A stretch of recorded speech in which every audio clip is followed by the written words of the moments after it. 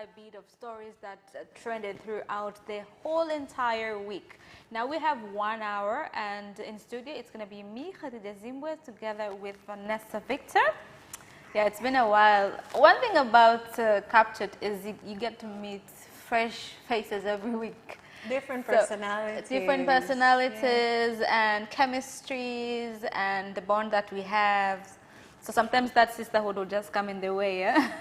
True that. Yeah, no, this week kulikuwa kuna vitu vingi sana, lakini tutaanza na vile ambavyo vilianza kutrend hapa mwishoni mwa wiki, ikiwemo JWTZ, Jeshi la Ulinzi la Wananchi Tanzania, ambapo lilitoa tamko kuhusiana na vazi la sare za jeshi, ambapo walitoa deadline ya watu kuweza kusubmit kama mtu ana nguo yoyote ambayo ina prints za jeshi ama nguo za jeshi zenyewe. Nadhani hata kama ambazo zinafanania na zenyewe zinahitajika kusalimishwa jeshi la polisi, jeshi la wananchi huko JWTZ, ili kuweza kucombat issues za crimes, lakini pia kuweza kumaintain image ya jeshi hilo. Kumbuka hawa ni watu special sana kwenye jamii yetu. Kwa hiyo pale unapoona ile sare, sio tu kama ni vazi kama vazi lingine, lakini ni vazi ambalo lina heshima, lina hadhi, na lina to represent sisi kama Watanzania, kama identity yetu. Lakini wakati tulikuwa tunaona hizi mambo, kwamba unaambia kabisa, unavaa nguo ya jeshi, ukikutana na wanajeshi kitakachokukuta huko sisi hatumo. Yeah. So before we went ahead and talk about this story, tuna clip kidogo tuweza kuicheza, tuweza kusikia lile tamko vile ambavyo lilitoka, na baadaye tutawapa mapokeo ya wengi, ikiwemo mimi na Vanessa hapa studio.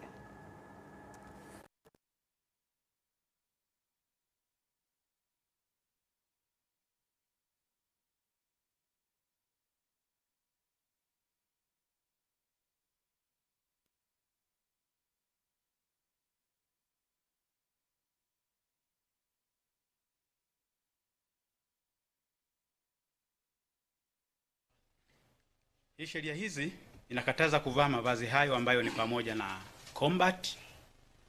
Combat ni vazi lile la mabaka. Kuna t-shirt zinavaliwa, kofia, kaptura, kuna mashati, magauni, viatu, hata mabegi. Ni mavazi mengine yana rangi zinazofanana na hizo au zinazoelekea kufanana na hizo. Nyingine zina mishono au zimeshonwa kwa mtindo wa mavazi kama hayo. Habari na uhusiano, makao makuu JWTZ, Lieutenant Kanali Gaudentius Gervas amesema wanatoa siku 7 ambapo zoezi hilo sasa litaanza rasmi, kwamba hapa tumetoa tu tamko na tutawapa room ya siku 7 ili watu waweze kuacha kuyatumia mavazi hayo, pamoja na wale ambao wanauza waweze kuacha kuuza bidhaa hizo. Lakini pia kwa wale wasanii ambao wanatumia mavazi haya wanatakiwa kufuata utaratibu maalum wa kuomba kibali kwa ajili ya kupata ruhusa ya kutumia mavazi hayo kwenye stage mbalimbali za sanaa. Na baada ya siku 7 atakayekuta na mavazi hayo atachukuliwa hatua kali ambayo itakuwa fundisho kwa wengine. Sasa afande akikwambia fundisho kwa wengine, unakaa unajiongeza +1, nini kitatokea? Kama ulisema earlier, ni kitu ambacho mimi au wengi tumekuwa tukisikia. Mavazi ya polisi, mavazi ya JWTZ au TPDF kwa Kiingereza, na jeshini au our defense forces kwa ujumla, ni lazima kulinda heshima yake. Na watu kwa miaka mingi wamekuwa wakiyatumia kwa vitu mbalimbali. Tumekuwa tukiziona kwenye muziki ya music videos za wasanii. Tumekuwa tukiziona zikitumika kwenye uhalifu. watu wanajifanya kwamba wao ni nani offices, alafu sio. So this is high time. Lakini mimi nicholewa ni kwamba sio kwamba hii kitu ilikuwa haipo. Ni kwamba sasa hivi iko kusema kwamba 1 week tutakunywa chai. Ukileta asubuhi tutakunywa chai vizuri, you go on your way. Leta tupige story, kunywa chai, go on your way. Ukileta mchana fresh tutatupa, utaenda. Lakini baada ya hizo siku 7 kitakachotokea hapo tusipeane lawama. Sasa kitu ambacho kingine kimefanya watu wengi waweze unajua kuna vitu, kuna matamko yanatoka yako serious sana. Lakini unakuta kuna watu ambao, of course wale watu tunawashukuru kutusaidia kutuletea memes za hapa na pale, tunacheka na vitu hivi na vile. Lakini unakutana na memes zingine kwenye matamko ambayo yako serious kama matamko kama haya. One of the things ambayo niliona mtu amepost sofa set imeshonewa kitambaa cha jeshi, alafu imeandikwa mwambie baby wako liko sale. And you're like, watu wenzao wako serious, lakini wao wanachukulia utani kila kitu. There's something about it with us Tanzanians. No, but within that, mimi nitatetea hiyo. We understand that it's serious. Okay. Lakini wa Tanzania, and I think the world at large, have always tried to find humor in delivering a message. Sio kila mtu ataipokea ile message ilivyotoka kama the seriousness weight ambayo inatakiwa kufanyiwa kazi. Wengine nakuta something like this light humor inakuwa topic of discussion. Mimi nimeipata meme hapa, nakutana na mtu namuonyesha, hey, did you see this? Alafu wako serious sasa hivi bwana, kama unayo nyumbani better make sure kwamba unapeleka. Kama unaona kuna hizo bold highlights, kama unaona kwamba huwezi kupeleka, kaichome moto tunywe moja, you know what I mean? So there's different ways to deliver message. Okay. And serikali imefanya, imefanya inachotakiwa kufanya. Imetoa tamko very seriously, very concisely, na wamesema kabisa this is what you're supposed to do, na usipofanya ndani ya muda fulani hiki ndo tutakachotokea baada ya hapo, tusilaumiane. Yes, ambapo tutegemea wengi kupata fundisho hilo kwa sababu kama kawaida wakaidi wapo. Sasa ukiachana na story hiyo ya sare za jeshi, pia wiki hii kulikuwa na sakata la kukatika kwa umeme. Wengi tumeweza kuexperience hii adha kwa masaa kadhaa, lakini masaa ambayo kwanza umeshapoteza like 3 hours bila wewe kujua nini kinaendelea. Alafu unakuja unaambiwa baada ya masaa 5, the more labda unajaribu kutafuta, unasikiliza radio ama unaenda on social media unatafuta labda kuna mtu ambaye ana clue yoyote kuhusiana na kinachotokea, unaambiwa baada ya masaa 5 umeme utarudi. And then unfortunately sehemu zingine zile experience muda mwingi zaidi ama muda mrefu zaidi kuliko vile bila kuzingatia kwamba kuna ukomo ambao waliutoa pale mwanzo. Kwa hii inaleta usumbufu mara nyingi, lakini before when you get story, kwenye story hii kuna clip kidogo kuhusiana na sakata hili la umeme, jinsi ambavyo vilitokea na mwisho wake ulikuwa vipi, kwa sababu tunaamini kwa Dar es Salaam sisi tumemaliza zamu yetu. So tupata kusikiliza hii clip fupi kidogo. Sasa umekatiwa umeme leo? Mimi sijakatiwa, labda wewe. Denial, you're changing your story now. We spoke. Let's hear out this insert kidogo. Kuzalisha umeme cha gesi cha Ubungo namba 2 pale Ubungo, ambacho tulipata hitilafu katika mfumo, hali ambayo ilipelekea valve kazi imejifunga na kufanya gesi isipite. Kwa hiyo ikafanya kituo kishindwe kuzalisha umeme na ikapelekea pia kukosa karibu megawati 268. Na unaposema megawati 268 maana yake inaathiri katika mfumo wa grid. Kwa hiyo mikoa kadhaa katika nchi imekosa umeme katika baadhi ya maeneo. Kwa kweli ni shida, ni tatizo. Kwa sababu sisi hapa kama unavyoona fotokopi, kompyuta, tunatumia sana umeme. Kutoka asubuhi tulipofika na hapa mida ya saa 3 ulivokata mpaka saa hizi haujarudi. tumelipata ni japo ni wengi ambao waliathirika. Kikubwa mimi ambacho nakipenda sasa hivi ni kupata hizi taarifa, lakini my concern ni vitu viwili. Taarifa napata lakini napata late. Lakini kingine ni naambiwa kwa muda fulani and then ule muda hautimii, unapitiliza. Basi walau ungepungua kidogo, ungekuwa una kheri kwamba badala ingekuwa masaa 5 pengine baada masaa 3 tungerudi napata hope, kuliko uniambia masaa 5 alafu nanirudishia masaa 8 baadaye. I understand what you mean. Lakini pia personally I believe kwamba sidhani kama wanakaa wanasema kwamba shenzi tumemwambia masaa 5 tufanye 9 au you know what I mean? Yeah. I think wana estimate within the level of capability of any level of understanding of the problem at that moment. Sometimes things change. It's like Khadija, sometimes unaenda production unafikiri kwamba you'll be done by 3 and you end up still being there by 5. It happens. But on this side, to us, the reliability on such notions, accuracy haipo. Kwa asilimia kubwa hizi issue za wa umeme na nini, tuna hiyo changamoto. Yani tumetoka mbali ambako tunakatia umeme bila taarifa.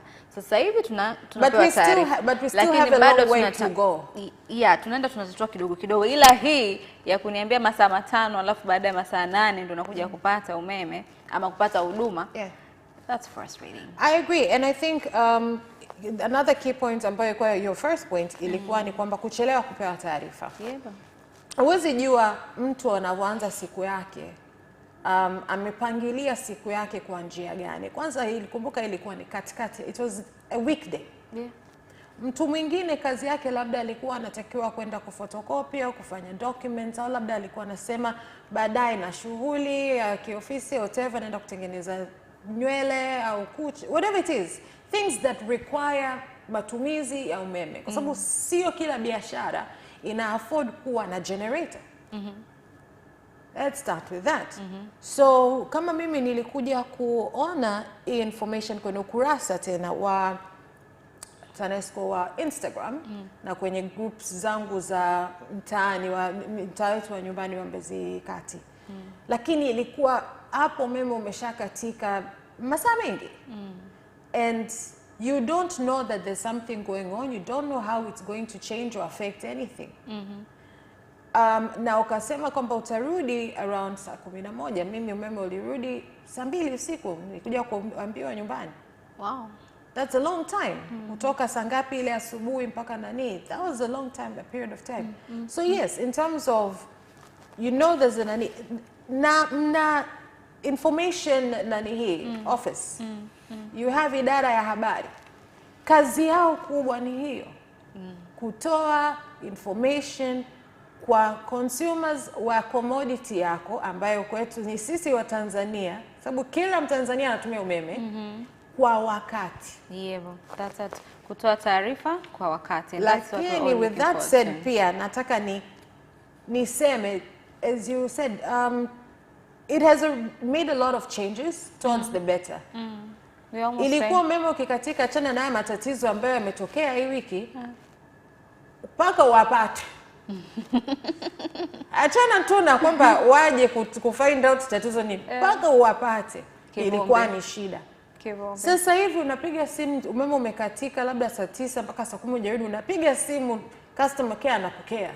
Oh, nice. And good quality customer service, ajua kuongea na mteja. That's interesting. Tumetoa reports, so umesema kwa location gani, tumetoa reports kwa fundi wetu, watakuja na tutawapatia namba yako in case kwamba utakuwa hujarudi, utakuwa unawasiliana nao ukirudi nani.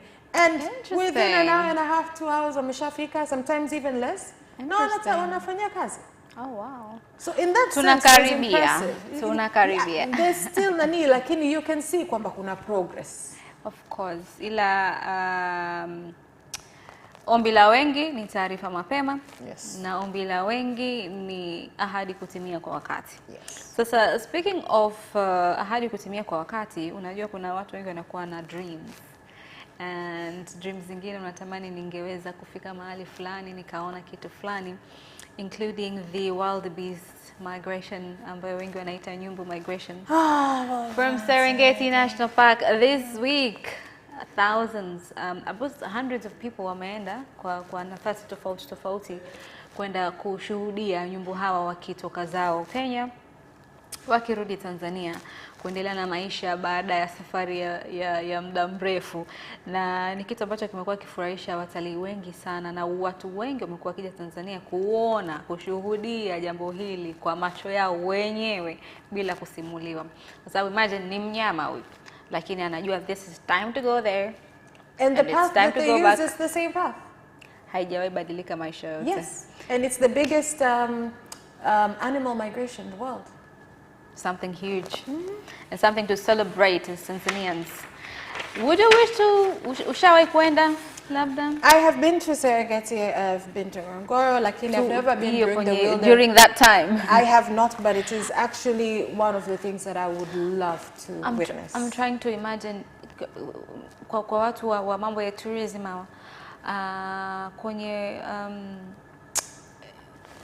vipindi kama hivi, huduma gharama zinakuwa ni zile ama wakati huu unakuwa kama ni high season kwenda kuangalia kitu fulani, kwa hiyo na gharama zinabadilika kwa sababu namna ya kuhandle watalii katika situation hii inakuwa iko tofauti. I'm trying to wonder. I think it depends on the companies you choose to use, the services that you choose to book. Watu wengine wanaenda kuangalia tu the wildebeest migration, but they don't stay within that Serengeti and those posh areas and stuff like that. The people who can afford to stay in those posh hotels and ambazo zipo ndani ya hizi nani hii, I don't think it particularly matters to them how much it costs. No, kwa Tanzania kawaida, kwa sababu imagine Tanzania kawaida. Imagine sisi ni wa Tanzania tunatamani vitu tuvione wenyewe na tusisimulie wajukuu zetu tuje tuvione wenyewe. It's expensive, to be very honest. But I have a feeling it is expensive. It is expensive. Because also you have to think about the fact that Arusha is significantly dependent on tourism. Significantly dependent on tourism, and kuna periods of the year ambayo unakuta hamna watalii wengi. So periods like this, it's high huge. Season. It's a high season it's right now. It's huge for them. Okay. Kwa sababu there's a trickle down of effect of hela. Tour guide or tour operator analipwa. Anavolipwa yeye anaenda labda kununua vitu kwa ajili, anaenda kulipa wafanyakazi wake. Au afu anapeleka hela nyumbani, wafanyakazi wao wanapeleka hela nyumbani. Inashuka mpaka muuza nyanya.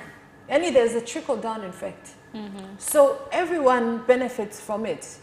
So of course the price is higher. Hiyo 100% I will say.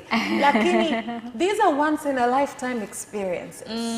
Yeah, these are actually kind of answers that we need to get for those who can also catch us through our social pages. You can say a word if you have an idea of what will happen at this moment. Sasa another big story ambayo ili hit headlines on Friday is after Rubiales, 46, is under immense pressure to leave his post since he grabbed player Jenny Hermoso and kissed her on the lips without her consent during the awards ceremony following the Spain's 1-0 victory over England on Sunday in Sydney. The president of Spanish Football Federation faces an emergency meeting of its General Assembly the previous Friday, ambapo watu wengi wakabaki na speculations kwamba okay, because of this scandal he might just resign from office, alafu maisha mengine yakaendelea. Kuna vitu ambavyo vinaendelea kwenye sports grounds ambavyo to some of us tunaviona these are weird, lakini wao wenyewe ni vitu vya kawaida. You see what I mean? Ni vitu vya kawaida. Mako nasema karibu na nini. Kumbuka ni watu ambao wana spend time together muda mrefu zaidi na wana bonds tofauti ambayo iko extremely special, but kuna vitendo vidogo ambavyo tunaviona kwa wengi wetu sisi kwa jicho la tofauti na wao tunaona it's weird. And in this case, huyu kuwa mwanamume na huyu kuwa mwanamke kumkiss tu occasionally like that, Do you think dada kweli alijisikia vibaya ama sisi ndo tumelibeba vibaya? No, that was clear and cut sexual harassment in the workplace. Okay. That is sexual harassment in the workplace. That's your boss, and he kissed you without your consent. That is degradation. I tend to call that toxic masculinity. Would he have kissed, if it was a male player, if he was a nanny for a male team, would he have kissed on the lips? But we usually see other things. The smacking of the butt in multiple sports, in soccer, American football, basketball, we see it. Men, they congratulate each other by saying, good job, boom. Lakini, I think it's different because of because of two reasons. Number one, the power dynamic, the power discrepancy. Huyu ni mwanaume, tuanze tutoke hata kwenye mwanaume na mwanamke, tusifike hata huko kwanza. Huyu ni bosi wake. Huyu ni mfanyakazi. Paka hapo hiyo level, kuna boundary lines ambazo huwezi kuzivuka. And I guarantee you, kwenye mikataba ambayo wana sign, kuna nani hii kitu kinaitwa code of conduct. Players and managers and coaches and nani hii interacting is not a good look. Kwa sababu inakuja kugenerate players wengine wanasema anapata favoritism. There's multiple things that come into play. Yeah, out of it. Lakini the biggest issue, kabla watu wengi watasema labda kwa sababu watu wanapiga makelele sana kwa sababu alikuwa ni mwanaume na yule alikuwa ni mwanamke. Ndio, that plays a part, but the biggest part is the power difference. Do you think this urgent meeting, do you think it was called because it was an irrational kind of an act, or this lady actually complained about the act? Regardless of whether or not she would have complained, I don't know if she did or she did not. Yeah, but trying to figure that out. Regardless, they had to do something. Otherwise, they become part of the problem. Remember, this is one of the female World Cups ambazo zime draw attention kubwa sana duniani, na watu mbalimbali wameweza kuzitizama. Sasa ukianza kumdegrade tena huyu akiwa on pitch na ukaona kwamba bado ni chombo cha and kuna kitu kingine ambayo ni changamoto. Men right now, not all men, but men right now who have power, especially kwenye hizi sports na hizi, kwa sababu unakuta a lot of the big people in these councils na hizi tribunals ni wanaume. Because they see the way the world is changing, the world is evolved, easy Me Too movements, all that stuff. They want to be like, we're here for it. We support women. We don't want women to be disrespected. We don't want women to be abused or assaulted. But that's what they say. It's not necessarily how they act or how they actually treat women. Okay. So this, for me, as much as ingebidi I resign or he would have been fired. There was no two ways about that one. But also a big part of it kwenye nani, it's optics. The big thing is kwa wenzetu hata ingekuwa tu kwamba ange resign kwao ni rahisi sana. But I'm just trying to imagine hapa ingekuwa kule kwenye nini queens na nini princesses, if something like this happened, vile ambavyo tungeibebelea. It's a complete different thing. Sure. Na ukiachana na ingekuwa kibongo bongo hiyo. Yani ni queens and princesses. Wanajuana bwana wewe mpaka amefika busu na mbele watu hivyo. Demu wake demu wake bwana, mbona tunajua wengine hata hawajui kitu, sema tumesikia mbona hao pamoja muda mrefu tu.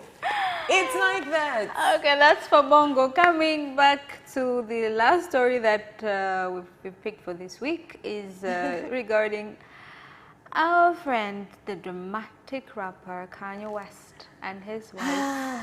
When I think of that man, I just think Jesus. Yani hawa watu wameendelea kudisturb community za Waitaliano huko ambako wamehamia kwa sasa hivi, inaposemekana kwamba Bibi Bianca mavazi yake hayawaridhishi kabisa Waitaliano. to the point kwamba wanaona wana disrespect values na norms zao, being a nation ambayo ni conservative Catholic. Sasa mavazi ya Bibi Bianca kila anapokwenda public, kila siku anazidi kuwa hatari, bora alivyovaa jana. Yani kila siku bora alivyovaa jana. Let me just put it this way. I've seen more of that woman's body on social media than I've seen my own in the mirror. Baga mimi nahisi yeye mwenyewe anajiona labda ni nani, anajiona kama ni mannequin, hata si binadamu. That's why she does that. But kitu ambacho kimefanya watu waweze kuiongelea hii, ukiacha mambo yake ya kutembea utupu, ni comments ambazo zilitoka kwa Waitaliano wenyewe, ikiwemo wakitamani serikali yao iweze kuwafukuza watu hawa kwenye nchi yao, kwa sababu sio kwamba wao hawana exposure ama wao wanapenda utamaduni mpya, lakini wao wanajitambua, wanajua kitu kizuri ni kipi na kibaya kipi, na wanajua mipaka yao ni ipi. Kwa hiyo wasiende sehemu azifu wameenda kutupwa kwenye jangwa. Kule hakuna kiumbe cha aina yoyote zaidi ya mchanga. Akipita ni ngamia na watu ni mmoja mmoja. Sasa wao wanajiamini bado wako very sane. They are still extremely sane. You think sane. a woman who at this point of everything that we've seen Kanye West do, the woman who is with him right now is also sane? At this point? Kuna vitu viwili. Mimi na unajua sisi sometimes unaweza kusema mtu akiwa kwenye relationship anawaza katika ku maintain relationship yake na kumfurahisha mtu wake. Brother ni designer, kwa hiyo anamtumia babe kama mannequin wake, his own doll, his own Barbie. Kwa sababu unaambiwa kwamba amebadilika. He used to be like that with his former wife as well. Kim He's the as one well. who used to pick her clothes. Yes. From before he even married her. Lakini sasa hata Bianca alikuwa havai mavazi haya, ila sasa hivi anavaa mavazi haya kutokana na babe. What babe wants, what babe wants me to look like. No, but sometimes it's not even what he is a designer, but things people will do for fame and money. That's true. Which is sometimes very hilarious. Yeah. How could it's you? Unfortunate. Some people. How could you sell your soul to the devil?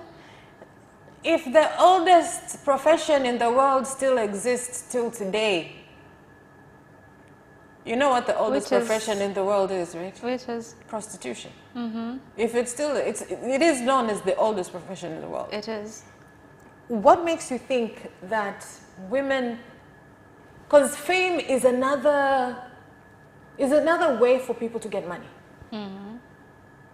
Majority of these influencers, we see them pushing their content, nini. You think they're doing it because they like for us to see what they want to spend hours editing their videos so that they can post them so that they can get likes. No, they get money. So it's the same thing. I don't know personally what her reasons are for letting herself be used in that way, but one thing I am 100% sure is she is also using him for her own. Sasa kama wakiwa wanaendelea kufukuzwa hivi na kufukuzwa, wataishi wapi? Hebu imagine wataishi wapi? Ungekuja kuhamia Tanzania. Alafu atembee na hii posta mpya. Siku hizi watu wamestaarabika sana. Mpaka saa nyingine unasema kaka zangu, kwani siku hizi hamupo nyie? Maana vivazi vinavyopita mitaani unasema mmekuwa mbwa koko. Hamna hata nguvu hata kubweka siku hizi hamna. Kwa hiyo watu wako free tu. Watu wanaogopa sheria na kabisa. No, but here's the thing. Kabisa. There's a line there. I don't understand what that particular woman wears. But for me, if I decide to wear shorts and a t-shirt or a romper that is short, on my time off, siji kazini, I know exactly how I'm supposed to dress when I'm at work. When I'm doing out and about, when I'm doing CapChat, I know exactly, if I'm doing the news, I know how I'm supposed to dress. But in my personal time, if I want to wear shorts, I can. Lakini sio kila sehemu jamani. Na sio kila kitu kiko nje, that's another thing. Kwa sababu dada Bianca Alipofikia ni pazuri. Siku alikuwa mkia jana. Let's go for a very quick break. Tukirudi tutaendelea na kipindi chetu. Bado tuna nusu saa ya kumalizia vitu ambavyo tumeviandaa kwa siku ya leo, ikiwemo topic yetu inayofuata ambayo ni food tourism ama utalii wa vyakula. Endelea kubaki nasi, tunapumzika kidogo tu and then we'll be right back.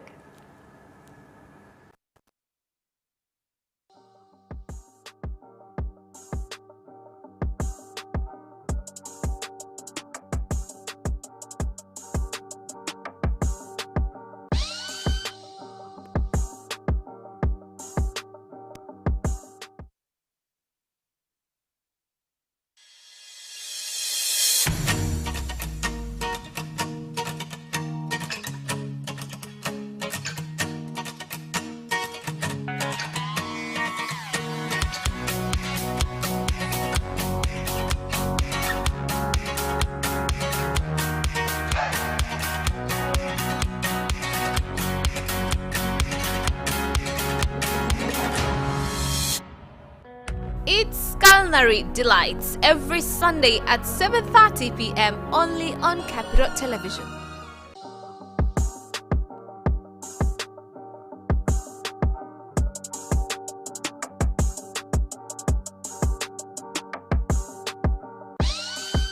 This is CapChat. My name is Khadija Zimbwe, and as usual in studio, I'm not alone. Leo niko na Vanessa Victor, and right now we are on the next segment, and we have a topic. Na topic yetu leo tunaongelea utalii wa vyakula ama food tourism. Watu wengi sidhani kama wanaelewa ama wanajua ama wana idea kama kuna utalii wa vyakula. Lakini mtu unavyosafiri kutoka sehemu moja kwenda sehemu nyingine, unatazamia vitu vingi. Kwanza, utalala wapi? Pili, utakula nini? Tatu, utafanya shughuli gani? Lakini chakula is the center.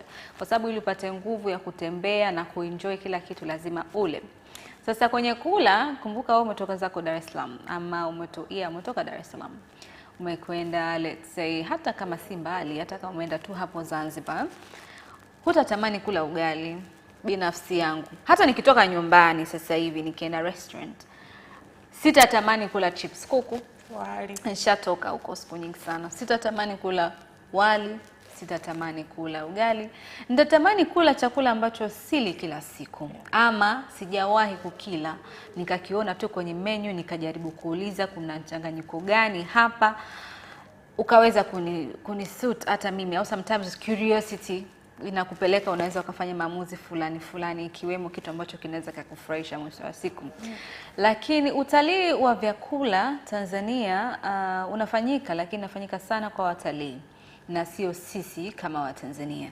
Mtu anaweza akasafiri, Vanessa, akaenda Moshi, atatamani kula ndizi, lakini hata waza kula ile mnaita nini, kiburu? Sasa inategemea which part. Ile makande yale ambayo inachanganywa na maharage. Ile inasongwa kabisa. That's not on my side. Sijui inaitwaje. But whatever it is, yani mtu unaweza kutoka hapa ukaenda Mwanza. Ukifika Mwanza mtu anakuambia naenda Mwanza nitakula samaki, anawaza tu kula samaki. Lakini how we open minded kusema Mwanza kula wanakula nini? Nikajaribu kula chakula cha watu wa Mwanza. Unadhani sisi hatuna knowledge ya vyakula ama tuko very comfortable pale tupo? I think binadamu tumeumbwa in not whatever, but in such a way kwamba not every person is comfortable trying new things. Yeah. So they like to think, wanapenda kubaki na vitu ambavyo viko familiar. Okay. Vitu ambavyo wako comfortable with. Ugali, mbadilishe mboga, yuko poa. Ukimwambia kwamba kuna ugali samaki, labda ugali na nini na prawns au na nini. Watu wengine wanakula, lakini anakuwa motivated to try because kuna something that's familiar. Okay. Me personally, I do food tourism in Dar es Salaam. That is Monday nitaenda kule wapi, kama naenda Kariakoo, sijui Blue Room, whatever. Nikiwa na hamna mix hapa da nitaenda ndani hii Upanga kule kuna sehemu kibao nzuri. If I'm craving Asian food, kuna Chinese restaurants kibao, and that's one of my favorite meals. Mini pe Asian food, I will eat it Monday to Monday, easy, no problem. Lakini not everybody is that comfortable. Na pia ni also ukuaji na malezi inachangia. Kama haukuwa exposed, mara nyingi unakuta mtu anakuwa hayuko more willing kuji expose to akiwa mkubwa.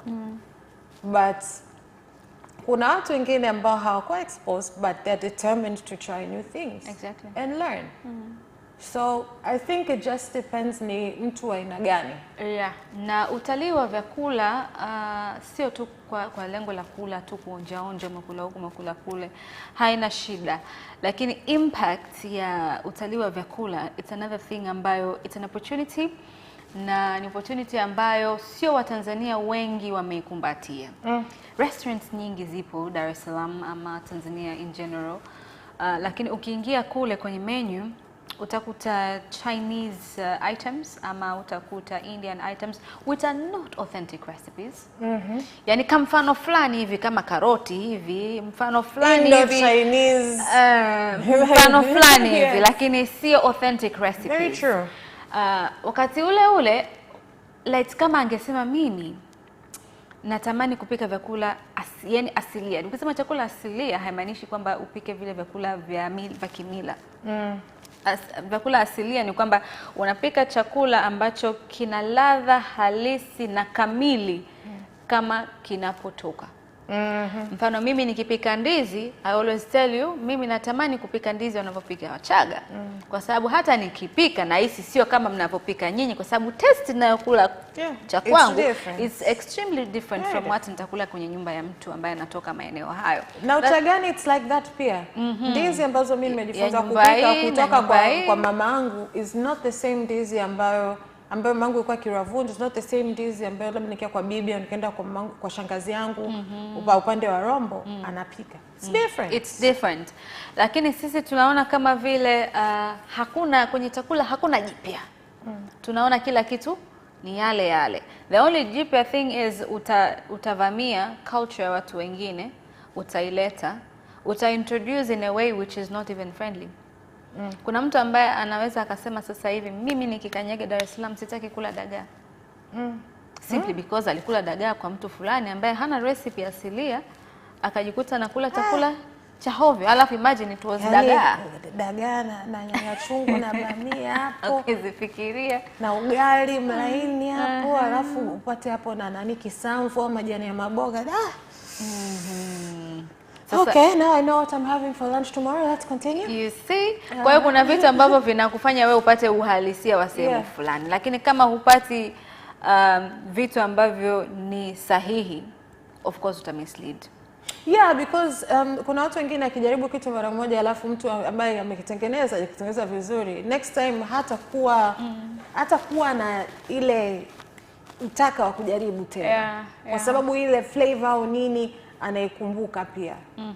It's true. Sasa kitu kingine ambacho ukiongelea utalii wa chakula, sio kama nilivyosema mwanzo kula tu na nini, lakini fursa ambazo zinapatikana kwenye mwamvuli huu, ikiwemo ni fursa mbalimbali za kiuchumi, lakini lazima uwe unavijua hivi vitu kiundani.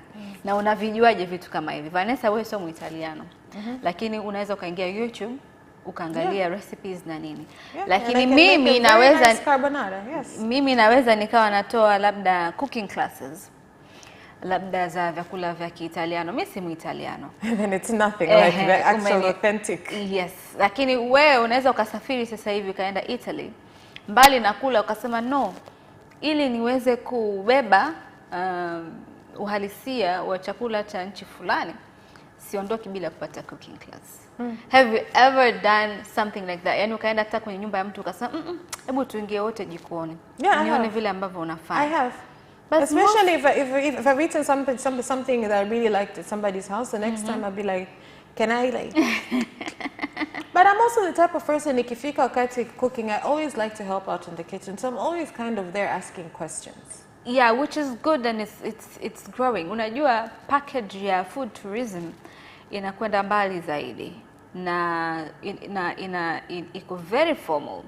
and it is a very new industry that has not been tapped yet in a very well presentable manner in terms of tourists.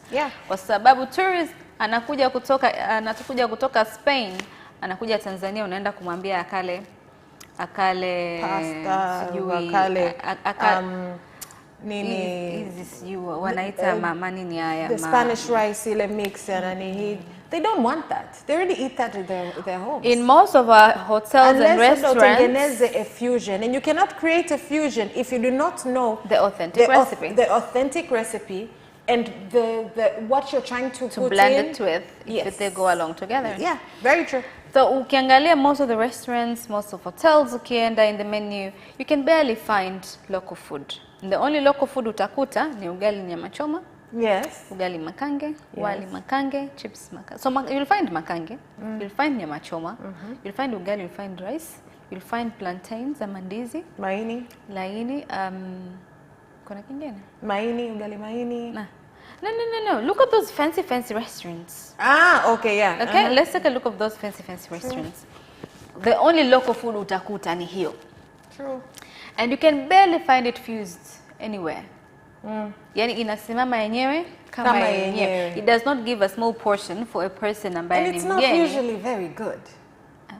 Sasa cha kwetu pia. They don't. Yeah, ukienda kwenye big hotels and restaurants, hata ile barbecue kama utaipata, sio ile local flavor. Unapata barbecue ambayo labda ni ya Kimarekani, you know, ina spices za South Africa, ina spices za Kihindi, and you're like, so this is how we represent ourselves. That's the biggest part ambayo sisi tumejisahau kama Watanzania, kwamba when we're branding ourselves, kama ambavyo watu wanatafuta vazi la taifa, wanatafuta mdundo wa taifa, tunatakiwa tufike mahali tutafute chakula cha taifa.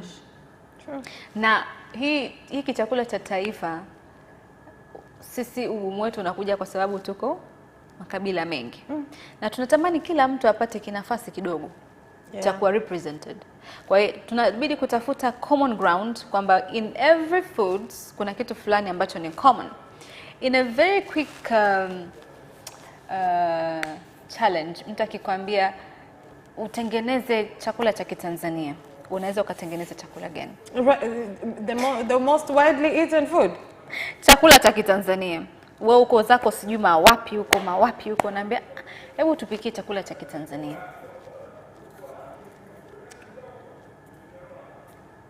It would depend. It's such a wide nani. It is very wide. Kama uko mbali pia, you have to think of what ingredients can you source. Okay. So sometimes you have to improvise. Okay, let's go back to what you already thought for your lunch tomorrow. Ugali, dagaa, which is dagaa is anchovies. Ambayo definitely itakuwa imetiwa nazi. Yes. Which is again Swahili. Yes. And then ukafikiria mboga. Mboga. I'll find pumpkin leaves, which is available in a lot of places. Ambayo definitely itaungwa na, let's say, peanut butter. Kwa hiyo you see, kwenye sahani yako moja unaweza kujikuta umeweka vitu ambavyo Mtanzania yeyote akiweka hapa anajua anapata memory ya nyumbani. True. Okay? Kwa sidhani kama ni kitu kigumu sana, lakini nadhani kinahitaji tu attention, kwamba tunaweza tukakipackage vipi hichi kitu kikatu represent. Lakini the big thing is being open minded, as we said earlier. But mimi ninavyojua national dish yetu ni chips yai. From what I've heard. Okay, chips yai, first of all, it is not even Tanzanian. Watu walimejidanganya miaka mingi sana kusema hii ndio icon yetu, hii ndio kila kitu yetu. It's a potato frittata and it comes all the way from Spain and Italy, and that's how they make it. Okay? Sasa hivi imekuwa tu ina different presentations na nini, lakini the original recipe and the original way of cooking it is the same as chips mayai. Kuna mjanja mmoja alienda tu Italy akarudi hapa akatuletea kitu tukabeba tukamini cha kwetu. But unfortunately, most of East African food ama vyakula kutoka Afrika kwa nchi ambazo zimekuwa colonized, kule unakuta kuna vyakula ambavyo vimekuwa vina influence kutoka sehemu tofauti tofauti. Very true. Kwa hiyo sisi tunaweza tukasema tunajivunia Utanzania wetu, lakini we've also appropriated a lot of Now speaking of that, tuna comments hapa kidogo kutoka Facebook. Na some of the comments hapa zimenishangaza sana Vanessa. Huyu anaitwa Vivian Amos. Yeye anasema sasa mimi najua nini kingine zaidi ya kula. Taste, flavor, muonekano, si nini, sa mambo zake yeye anakula tu. Huyo ni Vivian. Mweke chakula tumbe yake twende guys. Jackson Manyehe Malugu yeye anasema yeye anatoka Chemba Dodoma. Anasema nikionja kila aina ya chakula kinachokuja mbele ya macho yangu. Popote atakaposafiri, yeye ataonja chochote ambacho kinakuja mbele ya macho yake. I like his mindset. Exactly, kwa sababu hautakiwi kuwa unachagua sana, utapitwa na mambo mengi. Tuna Mchina boy anasema najua nini mimi, najua kuhusu kula tu. Mwingine anaitwa Bax BSM anasema ni kula tu, sema sometimes kuna kuharisha. Wewe kama chakula cha Kichina utakiweza. Kwa hiyo hofu yake kubwa ni kupata side effect atakapokula chakula. Kwa hiyo comments zimekuwa nyingi. And I think that a lot of people fear trying new food because they think spicy. I mean, when to something has spices, watu wengi automatically think hot. One thing I love watching food on social media, YouTube. If you look at my YouTube, that is literally what I spend a lot of time watching. One common misconception is people think that food with spices has to be hot. Yeah. And it doesn't. Food with spices, it means kwamba wameka cumin, wameka nini. Mchanganyiko wa ladha tofauti. Doesn't automatically mean kwamba it's going to be hot. Sasa pia tuna insert hapa baadhi ya watu ambao tulijaribu kuwauliza mitaani huko na kuchukua maoni yao kuhusiana na utalii wa vyakula. Wao wanaonaje? Je, ni kitu cha kukitilia maanani unaposafiri ama unapokwenda mahali fulani? I'm not seeing anything really that's kind of imported or brought from anywhere. So whilst there is this kind of continental vibe to an extent, it's very much homegrown, and that's why, for me especially, it kind of adds that added appeal. I've been here for a long time, so I love the fusion. Like I said, there's different cultures, and you somehow, if you can manage to bring them together, I think that's really beautiful. But it's also nice to bring new things, to create new things. We're always trying to be innovative, and so we see, okay, this is what I'm used to, but if I bring it here and I use the local ingredients, what will come out?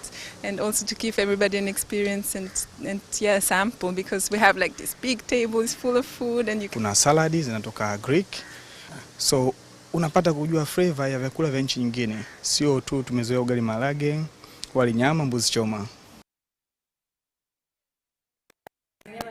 Umemaliza, yani hiyo ndio package yako na unakuwa umeishia hapo. Amesema ukweli. It's true. Aidan amesema ukweli. I agree, ni kweli. And I think that's ukifikiria when it comes to vegetables kwa sisi wa Tanzania.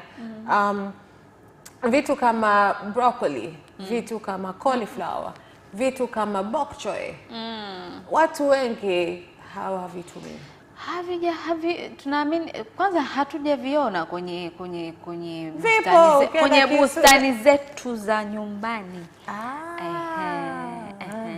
Sasa unavyoniambia ni ile sijui salad, sijui ya broccoli, sijui ni ile curry ya cauliflower, sijui ni ile hii wanasema meatless patty za hizo nini wanaita meatless burger. Meatless burgers kama za cabbage, sijui za nini. That's never happened to me. Au unaniambia nile pate ya lentils ama ya maharage. Would you be comfortable doing that? I wouldn't mind trying it. Lakini the chaga in me likes meat. I like protein. Yani kwenye sahani yangu nyama ikiisha na mimi nimemaliza kula. Umeisha. Ndo maana na save eat bits and bits and bits. I save it for the last bite. The last piece of meat goes in the last bite. Sasa hako ndiko ambako mimi nafika nafanya chup. Na utanikamata. So honestly speaking, I think there are things that we need to incorporate in our lifestyles, lakini sio incorporate kwa sababu tunaiga tu, lakini tunachukua kitu kutokana na faida zake kwa taifa. True. Kwa sababu sio kula tu ama sio kuuza tu, kufanya biashara tu, lakini unafanya biashara ambayo inatangaza taifa lako, at the same time unaingiza kipato chako, at the same time unaweza kukutana na watu tofauti, unavyo exchange currency, unajua fursa zinakuwa endless, na kikubwa ni connection, una socialize na watu ambao who socialize nao mara kwa mara. So I think we should go for a very quick break. Tukirudi tunaendelea kwenye segment yetu nyingine, ambapo hapa tunaongelea kuhusu mambo ya Tanzania na Tanzania.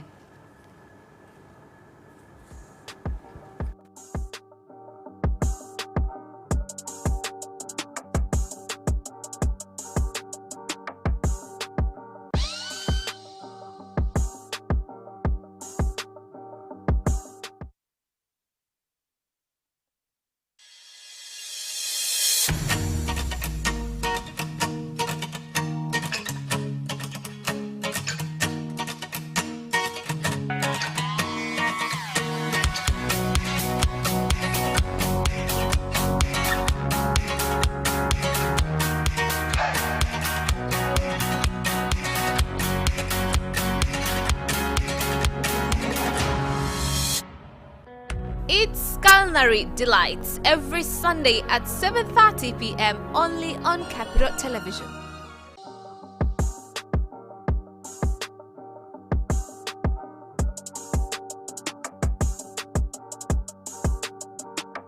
Okay, on #+255 leo tunaongelea kitu kimoja ambacho ni common sana kwenye community ya Watanzania ama community ya Waswahili, ni mambo ya mipasho. Na wengi walisema kwamba mipasho ni mambo ya wanawake, mipasho hii wanamalizana wenyewe. Lakini siku hizi hata wanaume nao wamo. True. Yaani mtu anaona nataka kufikisha ujumbe fulani, lakini in a rude way, of course. Yaani kitu fulani kimemkaba, hataki kukisema in a polite manner, hataki kukisugarcoat kwa namna yoyote ile. Anataka tu amwambie ujumbe wake umfikie, lakini katika njia ambayo hasemi kwamba maneno haya anamwambia Vanessa. Ukimuuliza unamwambia nani, atakwambia kwani wewe? Hata sijakutaja jina. Kwani nimekutaja? Kwani umenisikia nimetaja jina la mtu hapo? Lakini anasema everything that relates to that person or you, lakini the one thing they want to mention is your name. Yes. That's the only thing left. Na imekwenda mpaka kwenye memes. Sasa hivi kuna memes nyingi, naambia watu hizi memes tunazichukulia tu kawaida, lakini ukiziangalia down deep ni mipasho kwa kwenda mbele. Yaani kuna saa mtu anaweza kaandika kitu ukajiona kabisa mbona kama ni mimi. Kuna mpasho mmoja nilisikia mtu ana mtangazaji wa redio actually anasema kwenye redio, ni kipindi cha mchana, anasikiliza mtu yoyote. Redio yako Vanessa umewasha mwenyewe, unakula dongo lako linakuhusu mwenyewe, mchana wote huu umelala nyumbani uko barazani unagaragara wewe sijui kitu gani and you're like redio yangu, umeme wangu nimewasha mwenyewe, bado mchambe juu. Nani kasema biashara hiyo? Wewe imekuwa ni namna ambayo unafikisha ujumbe lakini kwa njia ambayo haimtaji mtu moja kwa moja, ila kwa zile character features zinazotajwa hapa, yani huyu ni fulani. Unadhani inatusaidia ama inaweza tu ikafanya mtu mwingine hivi unaweza kujizimisha data kwenye mpasho? I think inasaidia in a certain way because some people don't like to be most people don't like to be told the truth directly to their faces. Yeah. So sometimes you phrase it in a way kwamba you know that this is going to hit this person exactly where it's supposed to hit him or her, but sisemi kwamba ni wewe na kuongelea. Yaani nimesema ili na wewe ubaki unajitafakari. Je, ni mimi? Yes. Wewe ni muoga Kuna mtu ambaye ni mwepesi kumfuata mtu na kumwambia wewe lako 1 2 3, lakini huyu ni muoga ambaye hawezi kufikisha moja kwa moja ujumbe. Inawezekana ni muoga au inawezekana ni mtu ambaye there's a word for it. Yaani hataki kuwa overtly au directly offensive. wakati anafanya jambo hilo. Yes. Kwa sababu mipasho mingine na mipasho mengi ni ukweli. Mimi personally, I'm not like that. Mimi, if you bug me, I tell you. You know this about me. Mimi, I tend to avoid meandering. As a sina patience nayo. This. If you're going to get mad, please get mad. But I've told you. Bye. But some people cannot do that. Doesn't mean kwamba ni waoga. Na mimi kuweza kumface mtu directly kumwambia doesn't mean kwamba I'm so confident to be able to do it. Oh, really? I do it because it simply takes the Lord. Kwa nini mimi nibaki nafikiria kitu ambacho yani you're taking up space in my brain free and you're not paying rent. Free of charge. Exactly. Haya, kwa sisi waoga mimi nadhani tunayo solution. Mipasho kwa kwenda mbele. Wewe unatoka mipasho? Siwezi, lakini naweza nikakufumba tu. I've heard you give those. Yeah, I have heard so many times. I have heard. Okay, let's laugh out with some memes ambazo tuko nazo leo. Tizo. Okay, kuna mtu amekuuliza how was your day? Ama wewe uko category ya mifugo. Like nobody cares about you. Wewe uko tu hapo, you're just a pet. You're just an animal. Ule usile, ufurahi usifurahi, that's a problem. Doesn't mean kwamba mimi si mtu. Bwana. That's mean. Ila ni kaswali kazuri. Sometimes yani unatamani hata uulizwe. It's important to be asked. It's important to feel valued. Ubaya ni kwamba mara nyingi mwanamke anaweza kauliza hivyo, lakini mwanamke haizi kuulizwa hivyo. If you're in a relationship, with somebody who doesn't ask you that, you need to stage exit left. Yani wewe peke yako ndo unaulizaga, lakini wewe uulizwi. Okay, pombe kidogo. Unasahau the healing process, unamtext. Nilikukosea wapi? Pale ulipokosea. Alcohol makes people so stupid. Do you know this? I don't know it. Okay, you don't know it. I've seen it, I've witnessed it. I will never ever talk to this person ever again. I am done with this girl, I'm done with this boy. I'm blocking their number. And I block up. And they block. And then the next day, ayuko nyumbani. Nimekuja nyumbani. We've solved things. Tuko sawa. I'm like, what happened?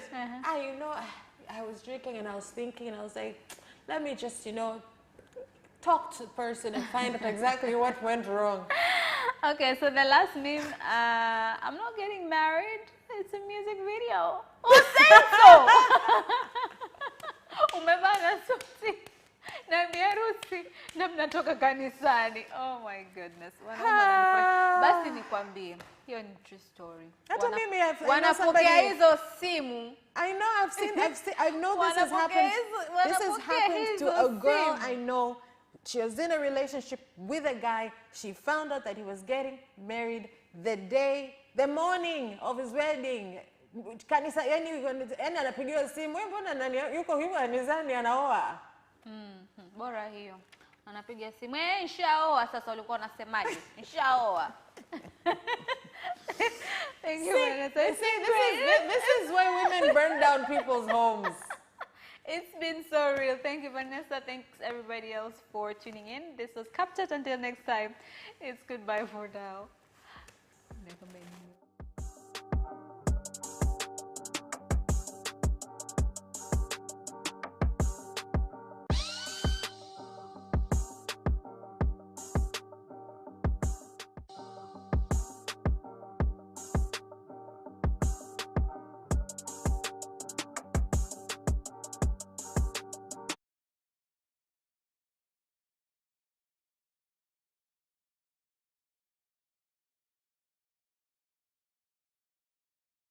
CapChat, an interactive talk show on various trending issues, live on our social media platforms, on YouTube, Capital TV, on Facebook, Capital Television Tanzania, on Sunday at 9:15 p.m. Don't forget to subscribe and turn on the notification.